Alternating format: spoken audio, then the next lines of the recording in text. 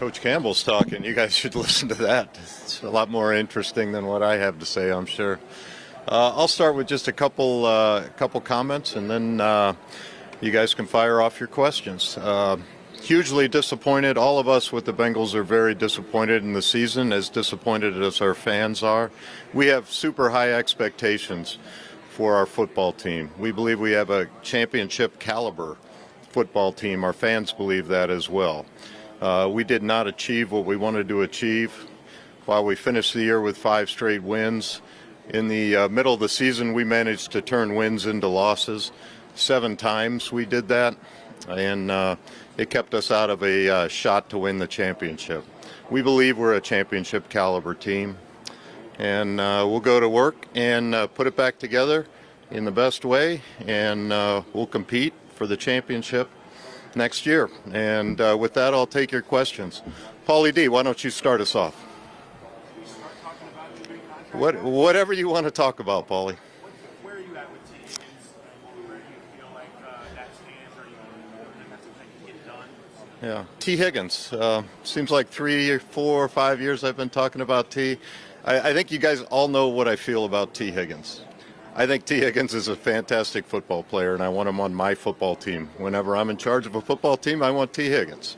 And so I'm going to do what I can to get T. Higgins.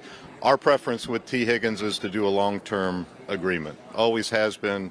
It continues to be, and we'll work hard to get that done. You know, we are fortunate. We've got a lot of really good football players, fantastic football players, and we're fortunate to be in a position to where we can fit them all in. We've managed our cap well. We've got low dead money. We want a high payroll and low dead money so the people that are in Cincinnati playing for us can get all the money. That's what we want. And we're in a position to re-sign these guys, and it's a good position to be in. It really is. And we're going to attack it, and hopefully, we don't want to just re-sign these guys and pay more for the same football team we had last year. We want to add to it as well. So we want to re-sign these guys, reward them for their ability level, and add to the football team. So it's a tall task. We think we're up to it, and Katie's got us in position to attack it well.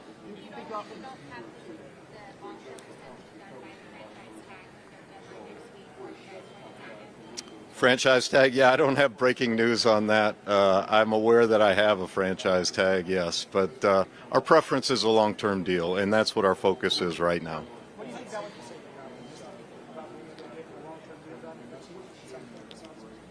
say? Yeah, I'm optimistic until there's reason not to be, and I've always been optimistic with T, and I want a long-term deal. You know, he fits with us, and we fit with him. It's a great match, and so there's no reason not to work hard to continue the relationship for sure. How challenging is it to prioritize? You have T. You have Trey, obviously Lamar as well. It's not just one. Yeah. It's 3, and then free agents is still 2 years old. Yeah, you know, obviously T is the one that's not signed for the future right now, and so that puts the onus on us to do something there one way or the other earlier. Jamar is always going to be our priority. He's a fantastic football player. He's going to end up being the #1 paid non-quarterback in the league. We're there. Let's get it done. The earlier we can do some of this stuff, the freer it gives us to build the rest of the team. We have other needs that we want to build, and so we want to get these kind of things done early enough to where we can really focus on building out the rest of the football team. But they're all priorities to us. But the ones that aren't signed are the ones that are on the table first. What was that? A signed contract, I guess, is the only way I can answer that. What needs to happen? That's what needs to happen.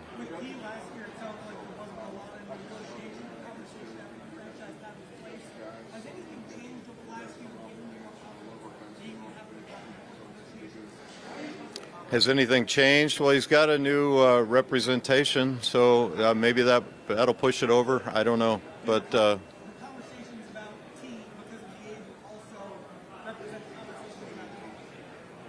well, we can run parallel paths with the same representation, and that's what we'll do. But I'm optimistic. I want deals done, just like our quarterback wants deals done. Everything he says, I agree with. I want them done. I want the best players available. And I also want to add more players to our team.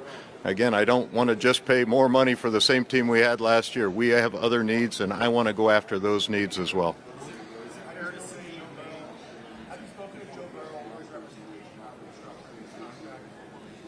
No. We're in a good situation with our cap and how we've managed our cap to get these other things done without any adjustment there.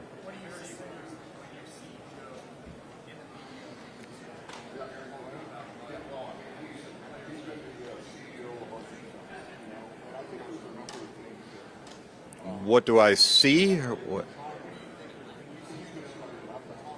What do I think when I see Joe? I think there's our quarterback, and I'm glad we have him. And I haven't heard anything he said that I'm not in complete alignment on. I want the good players too, and I think that they ought to be paid to their ability level, and that's what we're going to do.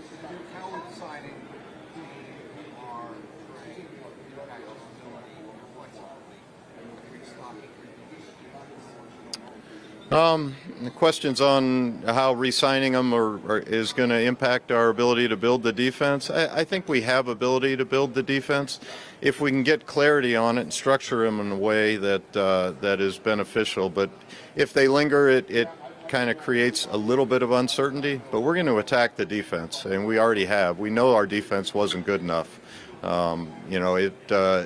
It couldn't get stops when we needed it, couldn't protect leads, it didn't get off the field. And then, in critical moments when the game was on the line, it didn't rise to the occasion. 4th and 16 against Kansas City, that's one play. We win one game, now we're in the playoffs.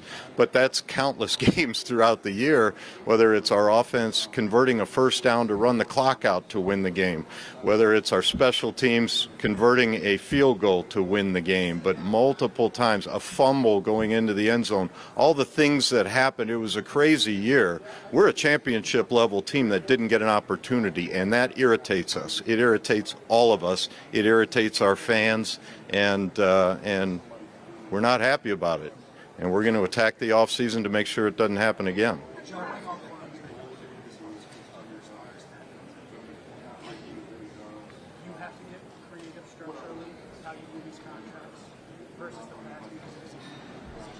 Do we have to get creative structure in the contracts?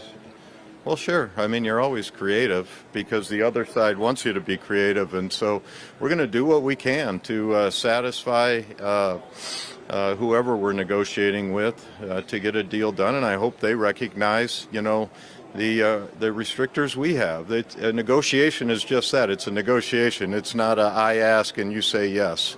And we don't expect them to just do what we want, and they have to expect some negotiation because we're putting together a big picture. And our players want a good football team, and we're going to attack that and respect that, and also respect the level of production and ability level our players have. We're not trying to insult anybody, particularly at the top of our football team. We're fortunate to have fantastic football players, and we're going to treat them as such.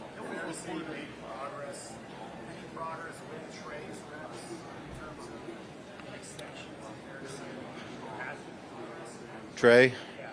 Yeah, Trey's super passionate. It's exactly what makes him a great football player, and he is super engaged, and we're cognizant. He's been a great signing for us. We've been a great fit for him. He's been a great fit for us. We would like to extend that. We would like to keep him not only happy but with us on a longer-term basis. And we're going to talk. He's under contract right now, and we're going to talk as the offseason goes, and hopefully come up to an agreement that everyone's acceptable of. But are we there yet? We're not there yet.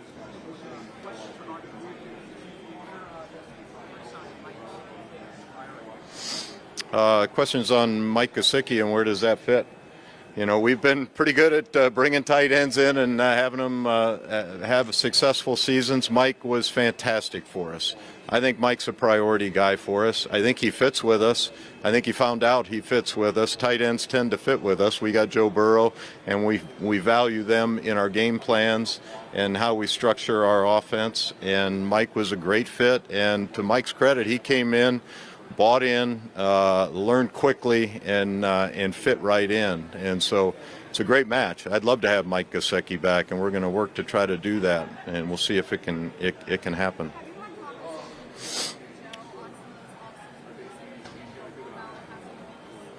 Have I talked to Joe Burrow? Yeah, I talk to him a lot. I mean, he's a member of our team, and he's an important partner in what we're doing. And I value his input. He's earned that.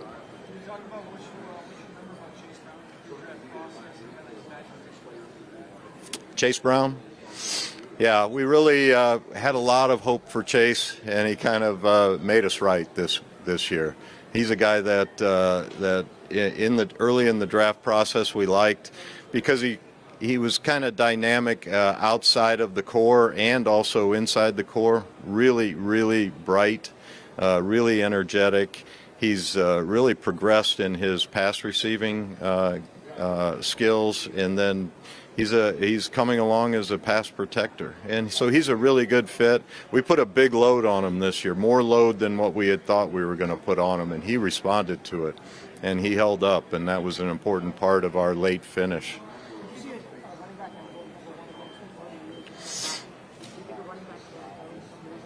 Can a running back go number one overall?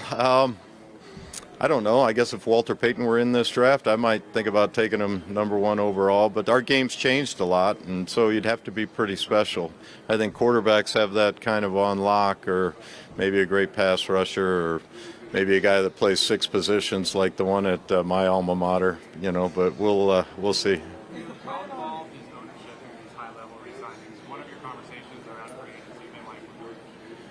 With our ownership, how involved are they? Highly involved. They're there every day, and they've been there every day of their careers, and they'll continue to do that, and they're super good at what they do.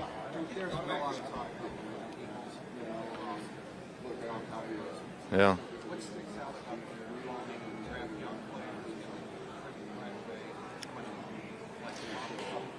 Yeah, the Eagles, hats off to them. They've done a great job building their roster out, and they've got some high-level players on big deals. Not as big as the deals that we're talking about making, but big deals. And then they've hit on draft picks, and that's what we've got to do. We've hit on some draft picks. We've got some guys that are in the pipeline coming. In the last 5 games, I think some of our young guys started to come, which was great on the defensive side of the ball. And then we mentioned, Chase and, Eric All. It was unfortunate that he got hurt, but he was on pace to really be a dynamic tight end in our league. And I think Amarius Mims has a chance to be a Pro Bowler next year. He's a fantastic right tackle, and if he can stay healthy, I think he's got, a world of potential. But the young DBs, we'll get them back healthy. That'll be good. Young guys like DJ Ivey and Fig Newton having to take on bigger roles. But some of those young guys got a taste of winning because we won the last 5 games and gave ourselves a chance, and they had to be relied on for a role, and so that was good to see. But hats off to Philly. My son works there, and he thinks he's the reason for the season, I think. How does the change at defensive coordinator affect how you will prioritize defensive talent? What was that again? The change at defensive coordinator. Yeah, Al Golden coming on. Yeah. Al is super hands-on, and we want our coaches to be super hands-on. We want to be in alignment when we take a guy. We want a vision for him, and we want everybody on board. Everybody that touches that guy is on board with it, knows the plan, and is going to work towards the plan. And Al is super engaged, super high energy, hands-on, knows exactly what he wants. His coaches know what he wants. So it's going to be great working with him. Looking forward to it. I think he would have a pretty good idea of what's playing on the college level right now.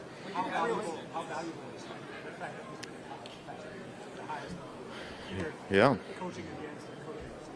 Yeah, it's valuable that he's got that experience. You know, he's going to have recruited a lot of these guys. He's going to have played against a lot of these guys. He's going to have game planned against a lot of these guys, and so what he knows, we'll download, and he won't be shy to help us. You know, it's a collaboration with our coaching staff and our personnel staff. You know, and we want alignment. If there's not alignment, we're going to find it, and we're going to make sure that everyone sees what the other is seeing. And then if we can't find alignment, we'll go in a different direction. But, you know, we want that alignment, and it's been great working with Al so far. What gives you the most confidence that you can give what you want with what you're looking for, that you can afford to pay at that level in the market to see why this year can still build the rest of the roster that you need to be connected to? What gives us confidence that we can pay high levels to our high-level players? Well, I guess it'll just be the proof is in the pudding. You know, what gives us confidence that we can do that? We believe we can do it, and we believe we can fit other things in too. But we'll see how it all nets out at the end. Talk about running parallel pass with the presentation of I was curious, does that slow down or speed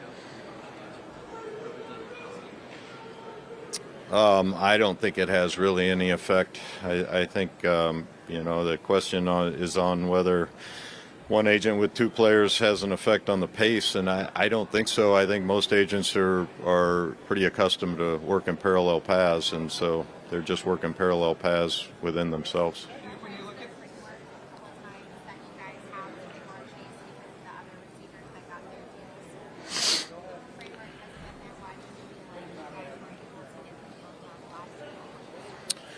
Yeah, I don't think there was a framework at this level last year. I'm not. You name the guy that did a deal after 3 years that was at this level. This is the year that they've done. That's the framework.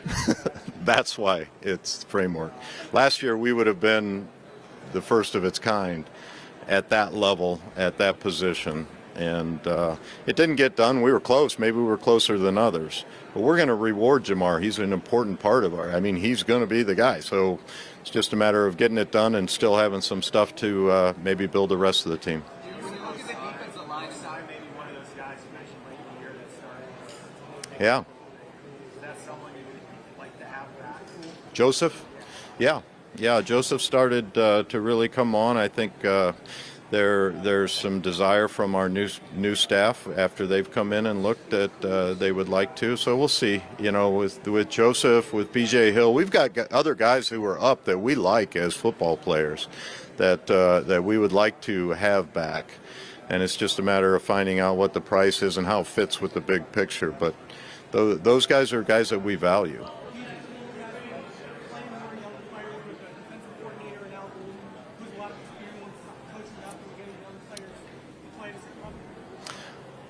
Questions on whether Al will play more young players. I think Al will play the best players. He's going to want guys that execute what he wants. And if he wants you playing blocks and staying square, he's going to play the guy that plays blocks and stays square. If he wants you to secure the edge, he's going to play the guy that makes sure the edge is secured. If he wants you to play man cover and stay in inside technique, he's going to play the guy that does that. Al's going to be very open-minded on playing the best, not playing a veteran or playing a rookie. It'll be he's the best one we have, and we're going to play with him. Woo! Yeah.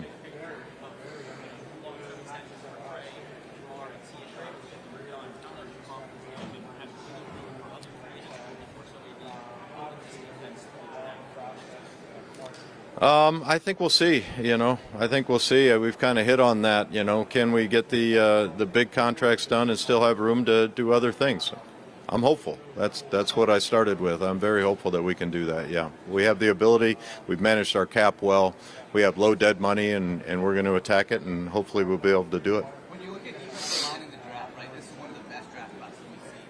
What do you value, whether it's defensive tackles, there's guys like Walker and edge rushers, guys like James Pierce Jr. What do you value when it comes to defensive line? Defensive, like an edge guy, an interior guy. There's like 5 positions within the defensive line, so what we value on the defensive line depends on what technique the guy's playing. Now, we'd like a guy to be able to play a wide 9 and a nose and everything in between, but we haven't found one that can really do that. But the edge guy, So, if you're looking for a rusher, we want guys that get off the ball fast, guys that can threaten the edge and then have a second move, have a second move, have a plan. You have to be fast, you have to be flexible, you have to have great balance, and you got to have a plan. But you got to be able to get off the ball to threaten the guy, or he's going to sit on you. Going back to your comments on Chase Brown, don't consider the contract a very large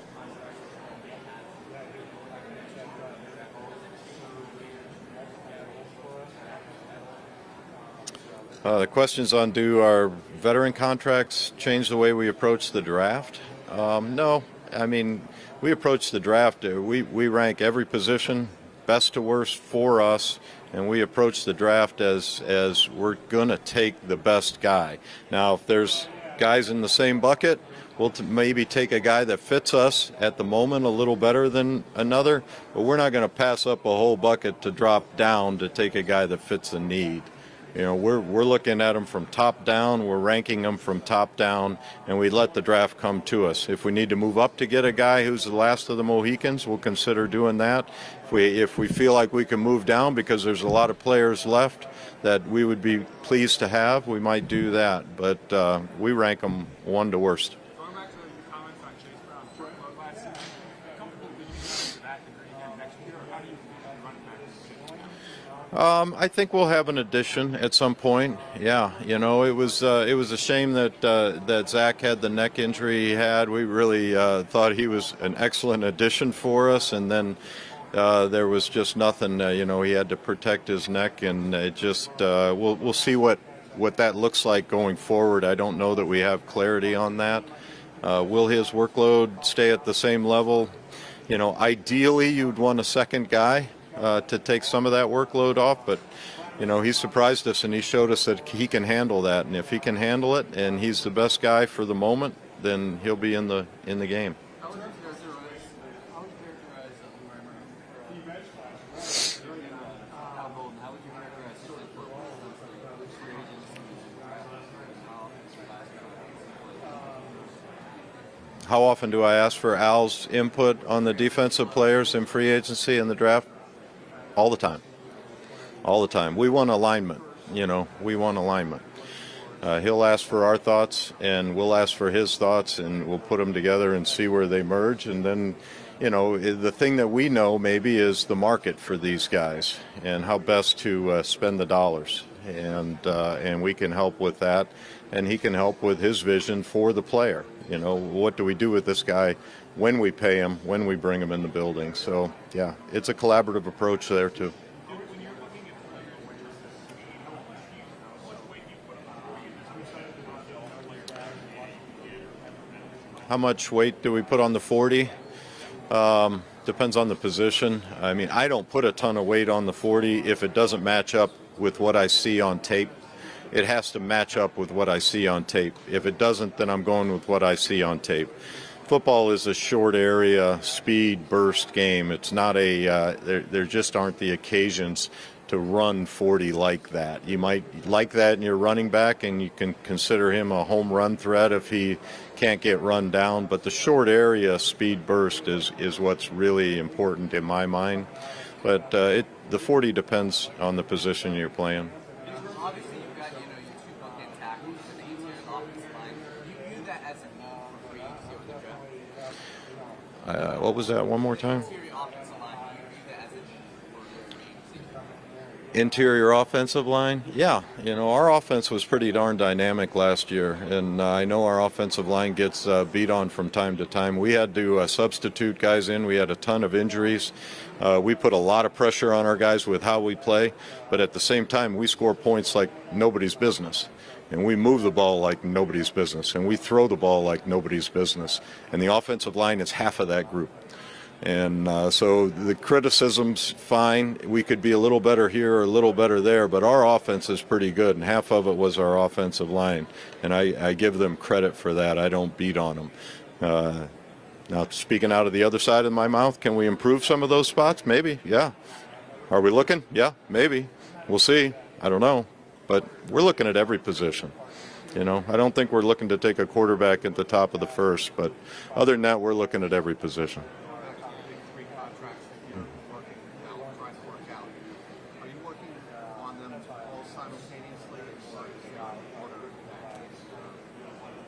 There's no order. We can work parallel paths, and we're working parallel paths. If we get farther along and get one pretty close, then we'll try to finalize it. But we're working all paths.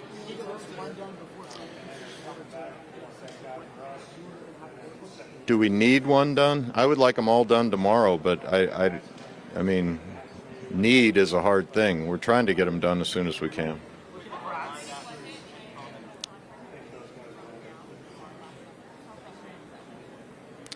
When they broke down last summer, it just didn't get over the, he changed his mind, which is fine, and we understood. There's not hard feelings in this stuff. I don't get angry about this kind of stuff. It's just business. And, we're looking out for the 53 players on the team, and a lot of times they're looking out for the one. And that's their job to look out for the one, and their agent's job to look out for the one. And they have to understand it's my job to look out for the totality. And we can't be a 1 or 2 or 3 person team. It's a 53-person team. And when I'm negotiating with a player, I'm almost negotiating on behalf of every other player we have. But we're in position to reward these guys at a high level, and we're willing and able and want to do that, and I'm optimistic that we'll be able to do it. Was that? Well, he elected not to do the deal. I don't know if he changed his mind. You can ask him. He probably talks to you about that stuff more than me.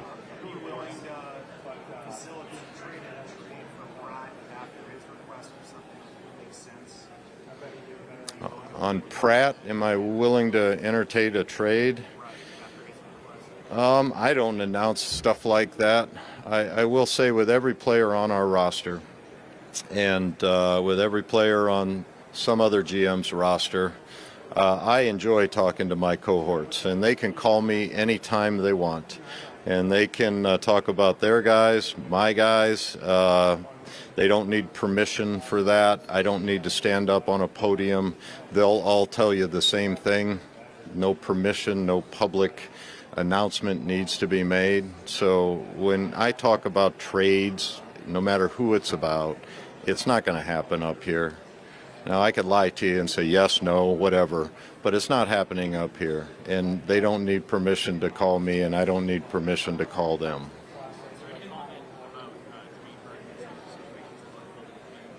Jermaine Burton? I've said what I've had to say on that one. I can't want it more for him than he wants it for himself, and he's going to have to demonstrate that. And he's an immensely talented guy. We're not giving up on him, but he's going to have to start showing it now, and he's going to have to take the next step in his career. And I'm hopeful. I like Jermaine. I don't dislike Jermaine. I like Jermaine, and he could add a lot to us, but he's going to have to want it for himself more than I want it for him.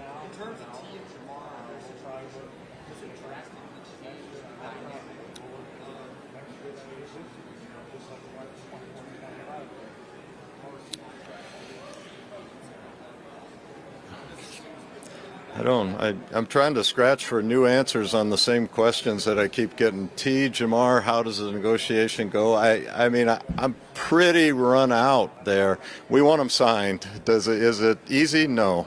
Are we up to it? We are up to it. We've done a lot of these things. But the dynamic type questions, maybe I've lost my dynamic nature. I don't know.